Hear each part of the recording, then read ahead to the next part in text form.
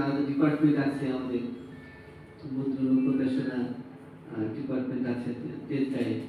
তো এরকম গভর্নমেন্টে কিন্তু এটার পিছনে অনেক এফোর্ট দিতে হয় কাগজ কলমের জন্য শুধুমাত্র।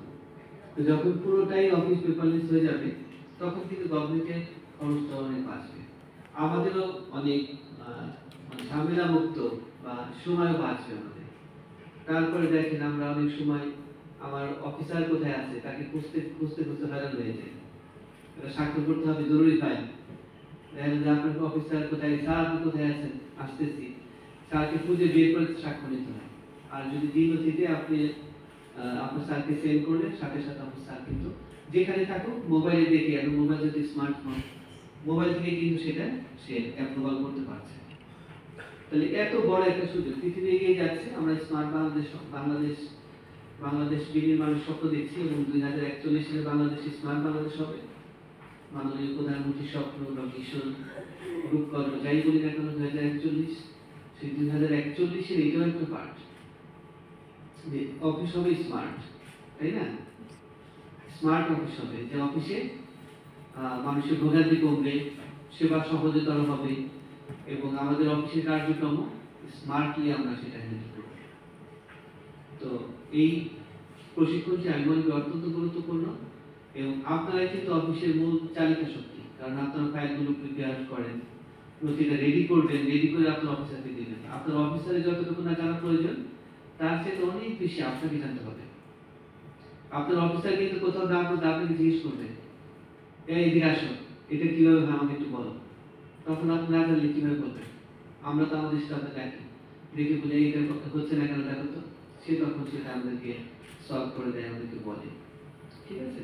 তো আপনাকেও কিন্তু আপনার অফিসে ডাকবে। সুতরাং আপনি যদি ভালোভাবে না শিখেন তাহলে কিন্তু আপনি আপনার অফিসারকে সহায়তা করতে পারবেন না, অফিসার কিন্তু ভালোভাবে কাজ করতে পারবে না। সুতরাং আপনার ভালোভাবে শেখাটা খুবই জরুরি। তো এটা শিখবেন, আর এরপরেও এখান থেকে শিখে গেলেন, তারপরে আপনি অনেক কিছু ঠিক মতো এখানে ক্যাচ করতে পারেননি, আপনি ঠিক মতো বুঝতে পারেননি, এরকম সমস্যা হতে পারে। যদি এরকম সমস্যা হয় তাহলে আমাদের আছে, আমাদের প্রোগ্রামার আছে, তার সাথে কথা বলবেন। সে কিন্তু মনে রাখবে, সে কিন্তু সকল অফিসে এই কাজ, এই ধরনের যত আইসিটি বিষয়ে যত কাজ আছে সকল কাজে দেখভাল করার দায়িত্ব কিন্তু তার। গভর্নমেন্ট তাকে নিয়ম দিয়েছে এই কারণে, সে কিন্তু শুধু ডিসি অফিসের বিষয়গুলো দেখবে এরকম না, কিন্তু এরকম একটা ভুল ধারণা থাকতে পারে। তার কাজ কিন্তু অনেক বিশাল, সকল অফিস, সকল শিক্ষা প্রতিষ্ঠান, আইসিটি বিষয়ক যত ধরনের আছে, মানে কাজটাকে স্মুথ করার জন্য যত ধরনের মেকানিজম আছে, সকল ধরনের মেকানিজম করার জন্য, কোনো সমস্যা থাকলে সমস্যাগুলো সমাধান করার জন্য বা এই ধরনের প্রশিক্ষণ দেওয়ার জন্য সে হলো মানে অ্যাসাইন্ড অফিসার।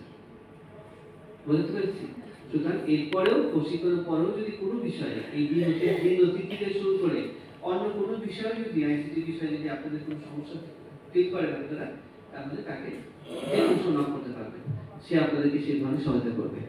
আমি আর কথা বাড়াচ্ছি না, আজকের এই দিনের বিষয়ের প্রশিক্ষণের শুভ উদ্বোধন ঘোষণা করছি। আপনারা এই প্রশিক্ষণে ভালোভাবে গ্রহণ করেন, আপনাদের সকলের সুস্বাস্থ্য এবং মঙ্গল কামনা করে বক্তব্য শেষ করছি। ধন্যবাদ।